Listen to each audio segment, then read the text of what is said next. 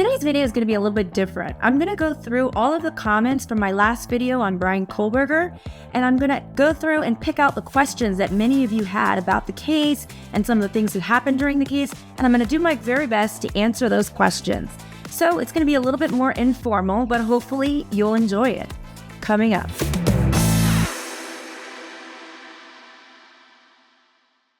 Hi, I'm Judge Liz, and welcome to my channel.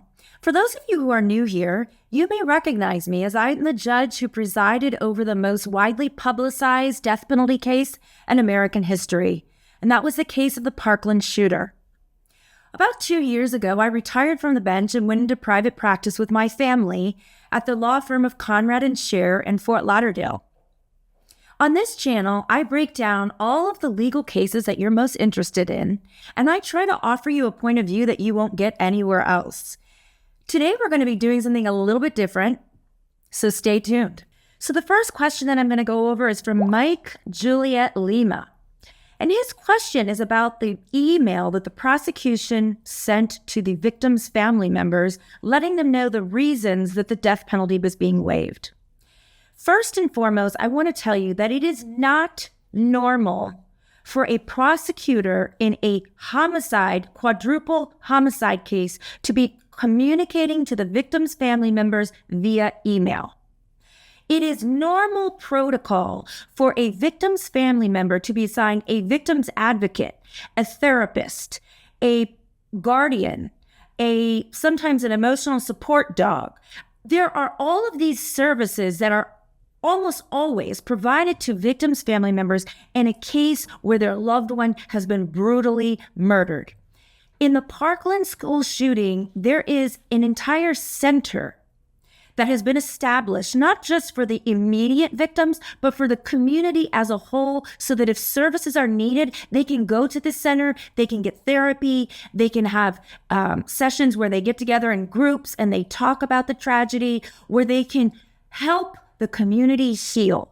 So it is unspeakable that the way this prosecution from Idaho decided to notify these victims' family members was through a cold email. At the very least, they should have brought these victims in person, again, with their victim advocate and whatever else may have been needed to explain their reasoning. I mean, would you do a death notification? Would it be proper to do a death notification and notify somebody that their loved one has been killed via email? I mean, come on. This is just not appropriate. It is not even halfway to the standard of care that one should have when dealing with a victim's family member, especially in a case like this where there were 4 innocent young adults that were brutally killed and maimed by this violent person. So, Mike Juliet Lima, I haven't read the email, but I don't even care to, because the mere fact that an email was sent is disgusting and inappropriate under any circumstances. Next question is from Drums3269, and he says, Judge Liz, why in your Florida mass shooting case did you not have the power to overrule the jury's verdict and apply the death penalty? Well, let me explain. Under Florida law, originally, years ago, the death penalty ruling by the jury only had to be by a majority. In other words, out of 12 jurors, as long as 7 of them voted in favor of the death penalty, the judge then had the discretion to either impose the death penalty or not impose the death penalty. In fact, under the old Florida law, even if it wasn't the majority, the judge could impose the death penalty. Those decisions were not upheld ever on appeal, which is why I say it had to be the majority. Then, after a few cases came out from the U.S. Supreme Court, Florida law changed and said, no, now we're going to stick with the death penalty, but the jury's verdict on death has to be unanimous. Shortly thereafter, another Supreme Court case came out that said, no, it doesn't have to be unanimous. It has to be at least 8 of the 12 vote in favor of the death penalty, and then it goes to the judge to exercise their discretion and determine whether or not to impose the death penalty. During the time of the Parkland school shooting case, the law was that the jury's verdict had to be unanimous. In other words, if all 12 people did not agree to the death penalty, then the judge had no discretion, and the judge, like me, had to impose life sentences. So Drums at 3269, I think that was a good question. The law after my case changed. Now it only has to be 8 members of a jury. And by the way, in my case, as far as I know, although there was no formal vote done, but from speaking to some of the jurors after the case, or some of them reached out to me, it was one particular holdout. So the vote would have been 11-1 at the very minimum. There have been some other jurors that said, well, maybe there were 2 that were on the fence. So at the very least, it would have been 9-3. And if the current law had applied, it would have been then up to me to determine whether or not to impose the death penalty. Okay, the next question is from Ben Burling in 9405. And he wants to know, what are my thoughts regarding the family sending letters to the judge? And how could it have been handled? So let me just say this. And I hate to keep going back to my case, but in my experience, when you have a prosecution like I did in the Parkland shooting case, the state attorney was very involved with the victims, and that is how it should be. The judge should not have to deal directly with the victims because it's inappropriate. The judge can't have ex parte communication, meaning the judge can't speak directly to the victims without the defense being present. So what should have happened is this prosecution should have been in contact with these victims, so much so that they would know, if you need to write letters, if you want to reach out to the judge, write letters, give them to me, and I will provide them to the judge and to the defense to be considered. But it's clear to me that the prosecution in the Kohberger case was not keeping the victims' families in the loop.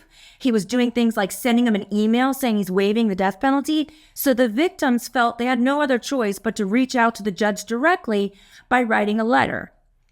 Now, I know the judge was complaining like, oh, he shouldn't have to deal with this. I think that was extremely insensitive. And I think that does not take into account what these victims were dealing with, an incompetent state prosecution.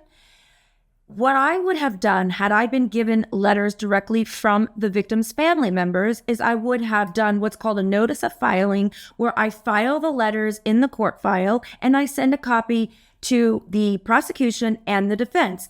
That way they're not considered inappropriate or ex parte. So it is absolutely appropriate for the judge to consider these letters as long as the judge had made them available to both sides and let them know that this party, the victim's family members, have reached out to me and this is a letter and I want you both to see it.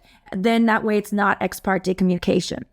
Also, many of you have asked, are victims' family members, when victims are killed in a murder, are the family members actually considered victims? Wouldn't the victim be the decedent?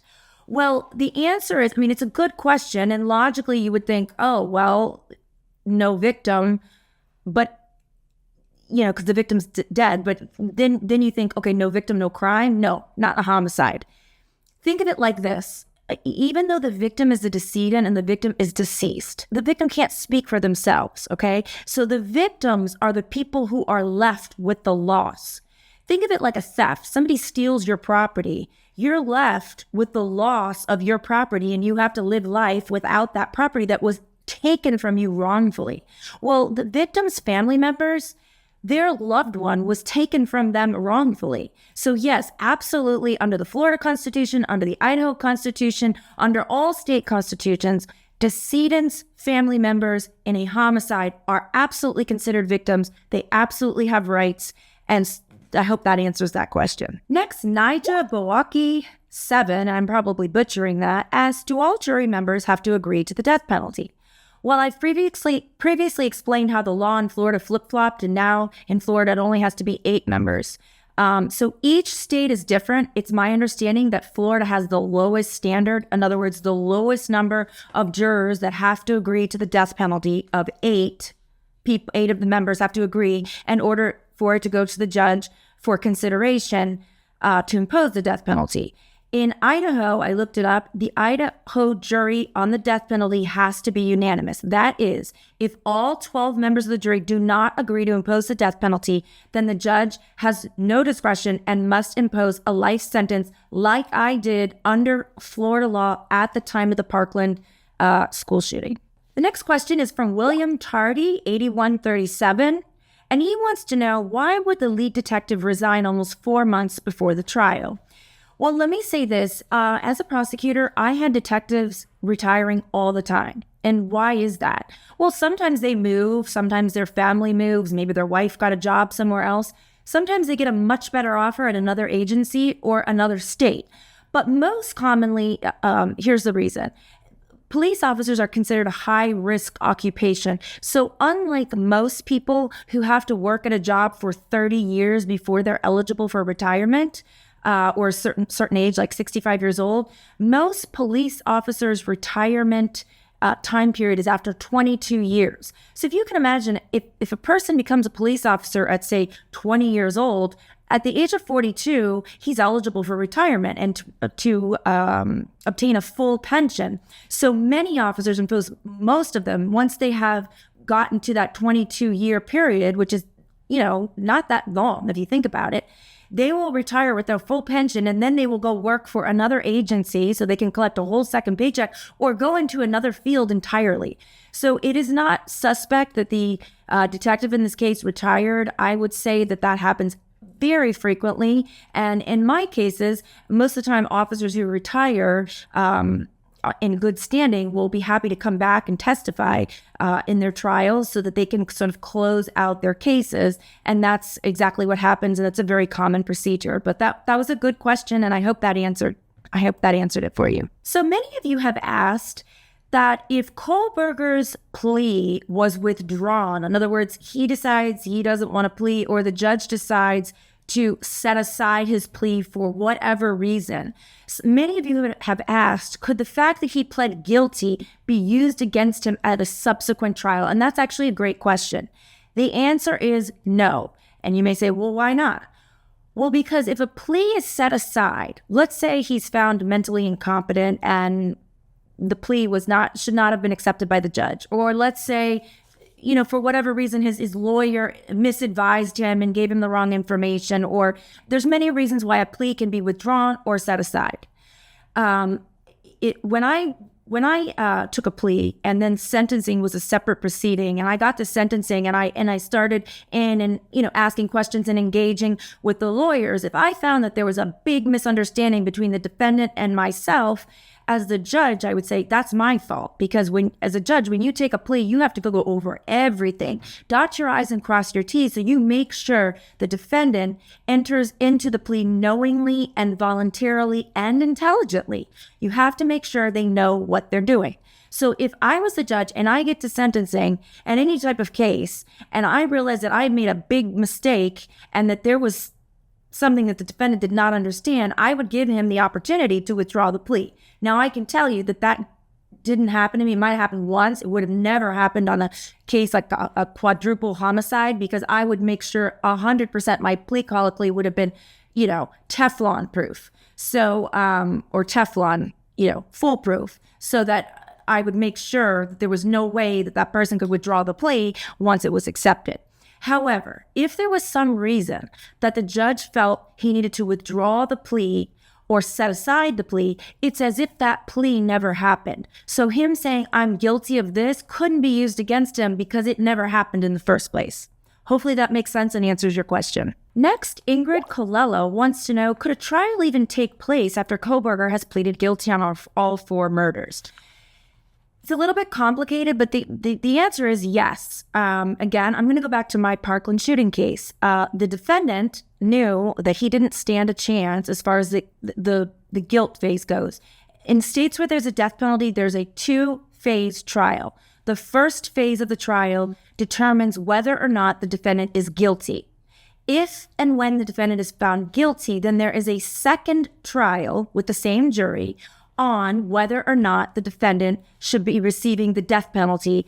And that goes into all of the aggravating factors that would be presented by the prosecution and the mitigating factors that would be produced by the defendant. So in my Parkland case, we had a trial not on phase 1 guilt. He admitted to guilt to skip that first phase of the trial. So we went right to the second phase on whether or not the defendant should receive the death penalty. And all of the aggravating and mitigating factors were presented to the jury. At this point, could there be a trial? Yes. It would only be as to the death phase. Will there be a trial in the death phase, or whether or not he should receive the death penalty?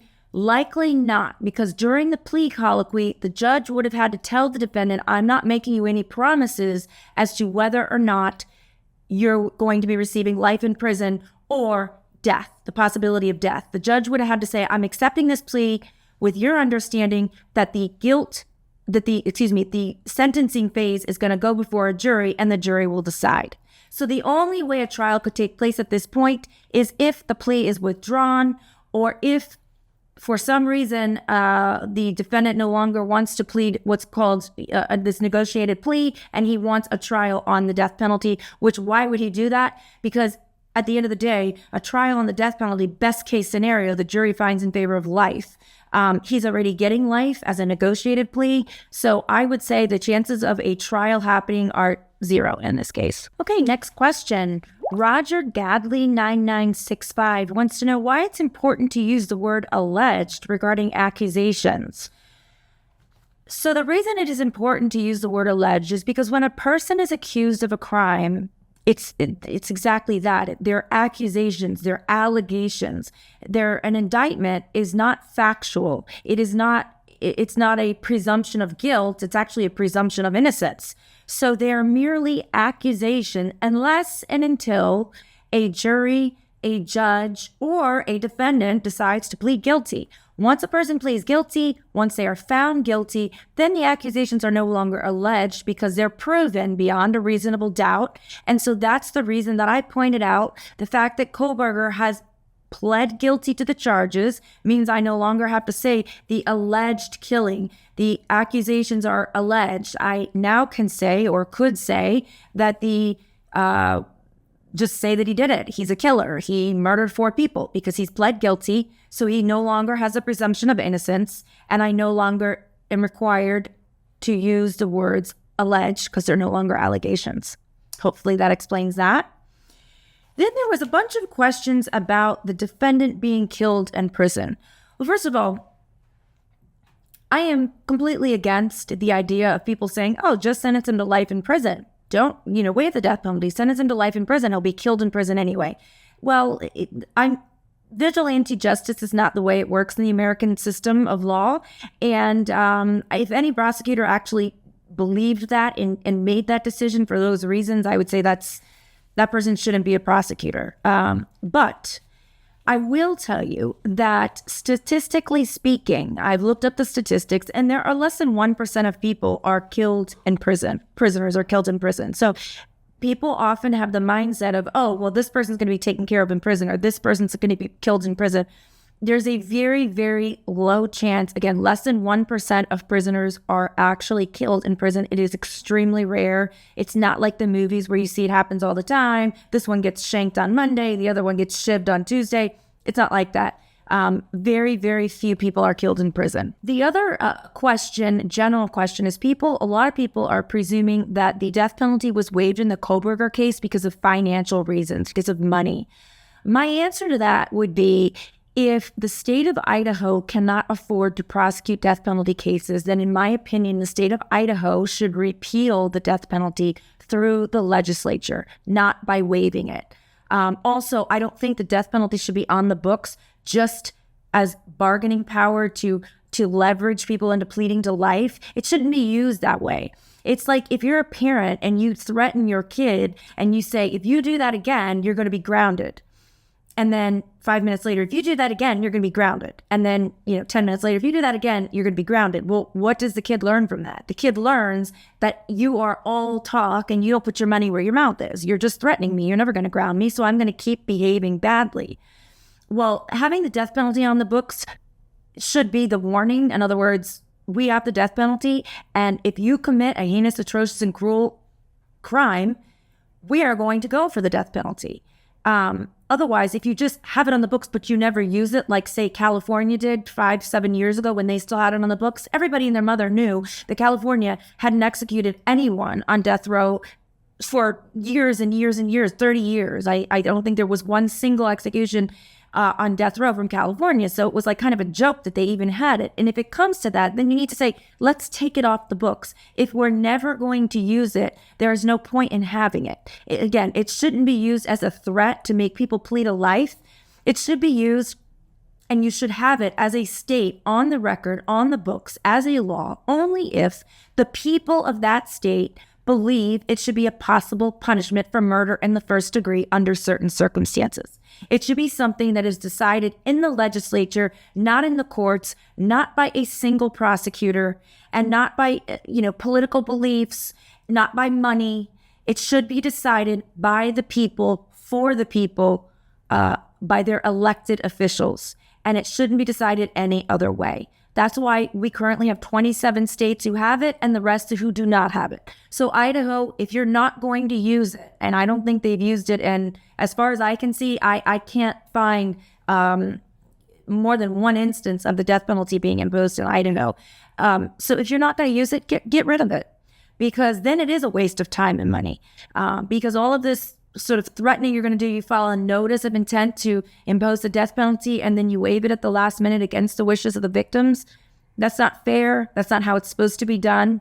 I like to tell my child and my nieces and nephews, and even sometimes the lawyers that practice in my courtroom, this is a jury instruction, but it's a good one. Not one of us has the right to violate the rules we all share. And I'm going to end on that note. Thank you for joining me. If you have any other questions or things that you would like me to go over, please leave a comment down below. If you enjoyed this video, please subscribe to my channel if you haven't already. It was really great doing this video, and I hope it answered most of your questions. Hope you have a great day. Thanks for joining me.